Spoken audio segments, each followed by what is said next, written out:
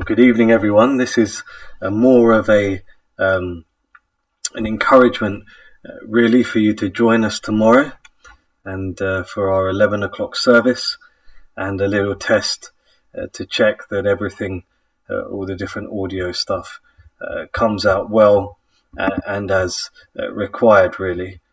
We continue to pray for you all through all of the difficulties that you may have, and we trust that the Lord grants you much strength.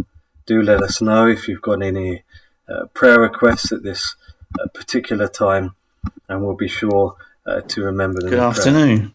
Here is a little account in from London. My dad. We have a lovely sunny day, but we know there is a cloud over many countries at this time. And it was interesting reading a book by Dr Lloyd Jones called Born of God. And obviously, it was many years ago, but he actually brings in an illustration about an epidemic. The subject is actually sanctification and positive steps in sanctification. And he was likening it to an epidemic. And he was saying that in an epidemic, you must be careful not to mix with crowds, places where there's crowds and there's heat. And at the same time, unless you live in a greenhouse, you cannot completely guarantee you will not get that virus or that infection, the epidemic. And he was likening it unto our sanctification, that sin cannot be got rid of by going in a monastery and shutting ourselves away from it all. It's impossible to do that. So he said, with a virus or an illness, the main resistance to it is our immune system. And if we focus on keeping our immune system up, eating regularly, sleeping regularly, exercising, if we concentrate on our resistance, that is a key thing. And so he likened it unto sanctification, and that we're not to, as we wouldn't go in a crowded place at the moment, we're not to go into a situation that will lead us into sin, that will easily lead us into sin. We're to keep away from it. It's like a deadly virus. And although we're not to go into a monastery, we're to build up our resistance, our immune system against temptation and sanctification.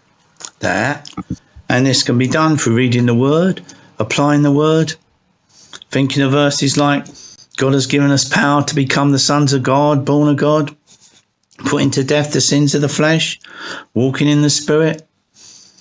All these different things to build up our resistance to sin, that we resist sin, and that we are positive in our aspect concerning sin. And as I say, Dr Lloyd Jones enlightened this illustration to an epidemic, which is what we're going through at the moment. He said it was like a smallpox. But the key matter in the whole thing with the virus of sin was to starve it. Starve the brute, he said. Starve it. Don't watch a TV program, read a paper, go anywhere that will lead you into contamination of that virus, that sin. Keep away from those situations. But you will meet temptations, even if they're just from your heart. And therefore you have to build up your resistance through the word and the promises of God and the Spirit that we have in us. We have been regenerated. But that regeneration is the start of the new life. And we have to apply the scriptures through the Spirit and go on in sanctification, that we might not be contaminated with the virus of sin in the world. Well, that's just a little portion from a book by Lloyd Jones. I'd thoroughly recommend him and all his books to you. And may the Lord bless us through his word. Well, dear friends, I hope that was a most helpful and useful exhortation from one of our deacons at Westminster Baptist Church, and I look forward to seeing you all tomorrow morning. God bless.